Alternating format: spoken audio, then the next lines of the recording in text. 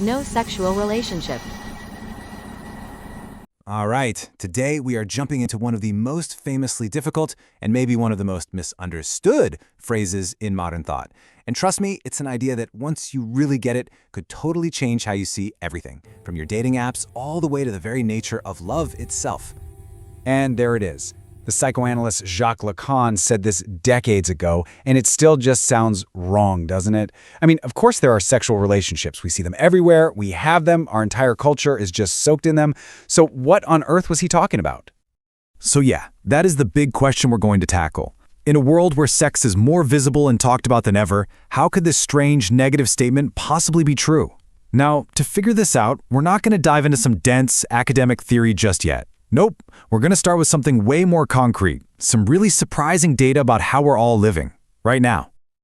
So, let's kick things off with this fascinating contradiction that's happening in our society, what the data is actually telling us about our most intimate lives. And we're not talking about ancient history here. A huge survey was just published this year, 2024, by the French National Institute of Health. It took a deep dive into the sexual lives of people today, and what it found is, well, it's the perfect illustration of the puzzle we're trying to solve. And here's the wild thing they found, what researchers are calling the contemporary paradox of sexuality. So, on the one hand, if you look to the left, we're seeing way more diversity. People have more partners over a lifetime, they're exploring a wider range of activities. But then, on the other hand, the actual frequency of sexual intercourse is going down. More variety, but somehow less actual connection. And get this isn't just a French thing. Not at all. We're seeing the exact same trends in Germany, the United States, Japan, and the UK, so something is clearly happening on a global scale. It feels like we're talking about sex more than ever, but we're physically connecting less.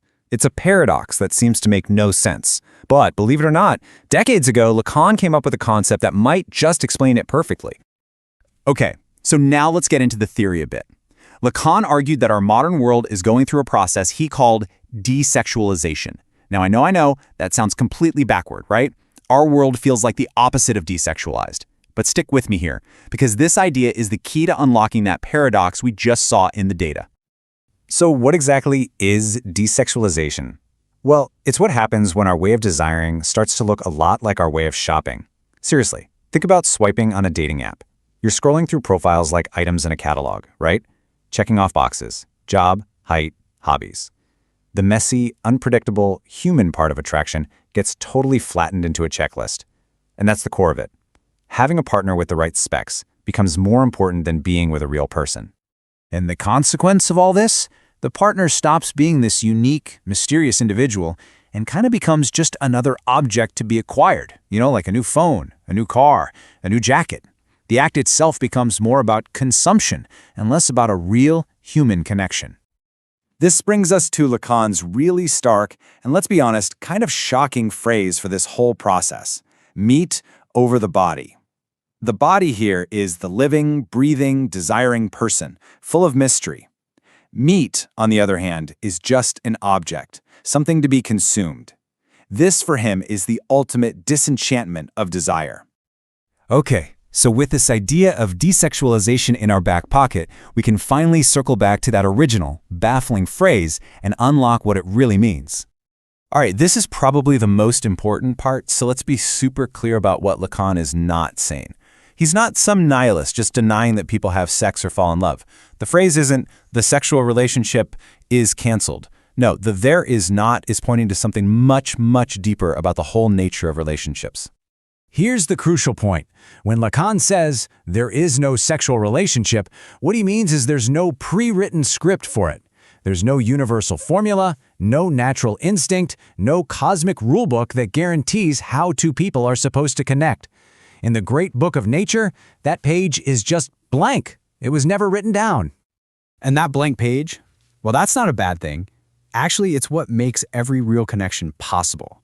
Because there is no universal formula, we are all forced to invent our own. That lack of a script is what creates the space for us to write our own, totally unique stories together. So what do we write on that blank page? We write what psychoanalysis calls our symptoms. Now hang on, don't think of a symptom like a cough or a fever. Here, a symptom isn't a sign that you're sick. It's a unique, personal solution to a problem. Our relationships are these invented solutions, these symptoms that we patch together from our unconscious desires, the way we use language, and our own specific experiences in our bodies. So, if there's no universal script, and all we have are our own unique invented solutions, what does that mean for us, trying to live and love in the 21st century? It means we have to confront something called sexual opacity. It's this idea that even with sex plastered absolutely everywhere in our culture, there is still a core mystery to it that can't be fully known or made transparent. And this mystery is the direct result of that blank page, that fundamental fact that the other person's desire will always be, in some way, unknowable to us.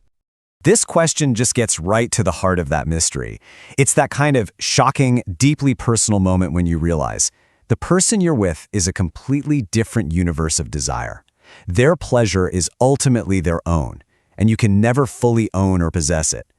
But here's the amazing twist. That fundamental gap, that unknowable space between you, is precisely what fuels desire in the first place. And this brings us right back to where we started, to our modern world, in what Lacan called the age of the ones all alone, where so many of us feel increasingly isolated. Understanding this is more important than ever. The drive to form a couple isn't about finding someone to complete some pre-written script. It's about navigating this beautiful, mysterious opacity together. So in the end, Lacan's provocative statement isn't some cynical denial of connection. It's actually the opposite. It's a radical declaration of our freedom. It tells us that because no script exists, we are free, and maybe even required, to invent our own ways of connecting. Which leaves us with one last thought to ponder. If there is no universal script, then is love nothing more and nothing less than the unique, personal, and courageous story we dare to write on that blank page for ourselves?